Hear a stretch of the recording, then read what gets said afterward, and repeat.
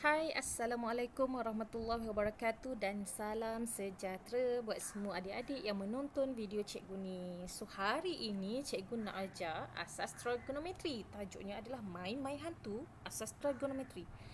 Kenapa cikgu bagi tajuk main-main hantu ni? Okey, tak apa. Jom kita tengok. Okey, ini adalah asas trigonometri yang biasa kita belajar. Betul tak? Okey, kita gunakan sohkah toa yang ini. Cara kita nak ingat trigonometri ini menggunakan sohkah toa. Okey. Yang ini memang kita selalu guna sebab dulu, sebelum ni kita pernah belajar matematik dalam bahasa Inggeris. Jadi senanglah kita guna sohkah toa ni. Tapi sekarang kita belajar dalam bahasa Melayu.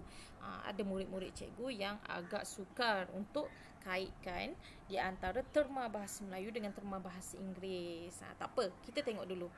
Ini yang biasa kita gunakan. Ini adalah segitiga bersudut tegak.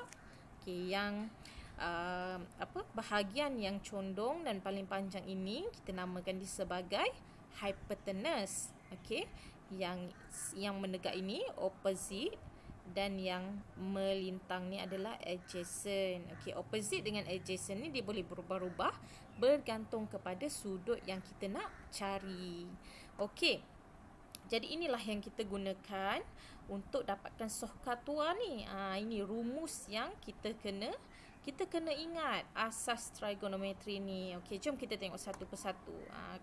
Ini adalah sin theta equal to opposite per hypotenuse. Sin theta equals to opposite per hypotenuse. S O H.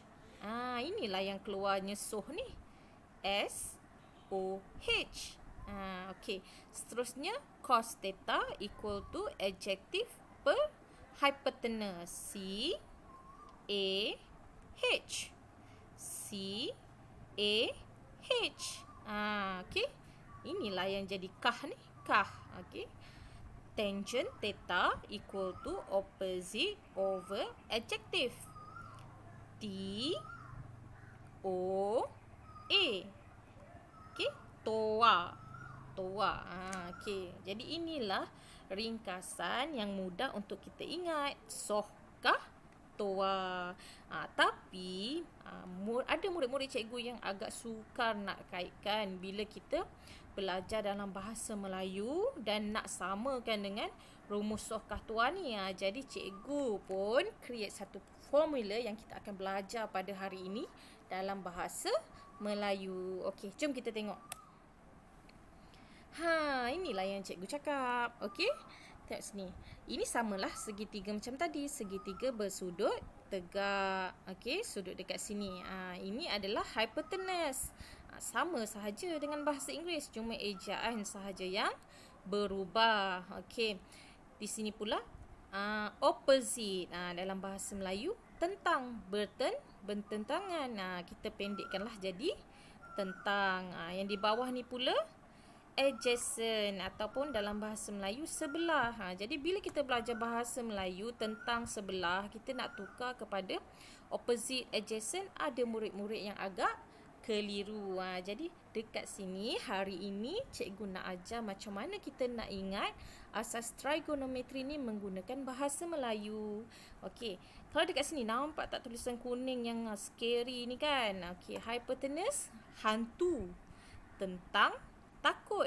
Sebelah, saya. Apa benda pula hantu takut saya takut hantu ni? Jom kita tengok. Ini adalah rumus asas trigonometri yang dalam bahasa Melayu lah. Kalau yang sebelum ni sin equals to opposite per hypotenuse, sohkah toa. So dalam bahasa Melayu sin theta sama dengan tentang per hypotenuse. So yang ini kita ingat sebagai saya takut hantu. Kenapa saya takut hantu ni? Inilah S T H. Saya takut hantu. Sin theta sama dengan tentang per hypotenuse. Saya takut hantu. So ini cos theta sama dengan sebelah per hypotenuse. Cos theta sama dengan sebelah per hypotenuse. Kalau saya hantu. Kalau saya hantu. K, S, H. K, S, H. Kalau saya hantu. Okey, seterusnya. Tangent theta sama dengan tentang persebelah. T, TS. Tak takut sangat. T, TS. So inilah yang kita nak kena ingat kalau kita buat dalam ayat. Saya takut hantu. Kalau saya hantu, tak takut sangat. Saya takut hantu. Kalau saya hantu, tak takut sangat. Itulah yang kita nak ingat. Okey? So sama sahaja sebenarnya dengan sohkah tua tu. Tapi sohkah tua tu kalau kita dah biasa dengan bahasa Inggeris. Kalau kita biasa dengan bahasa Melayu, gunalah saya takut hantu. Kalau saya hantu, tak takut sangat. Okey? Jom kita tengok contoh.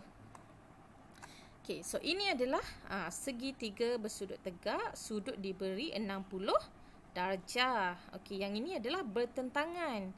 Kenapa bertentangan? Kerana sudutnya berada di sini. So, ini adalah bertentangan. So, yang ini adalah sebelah. Okey, yang ini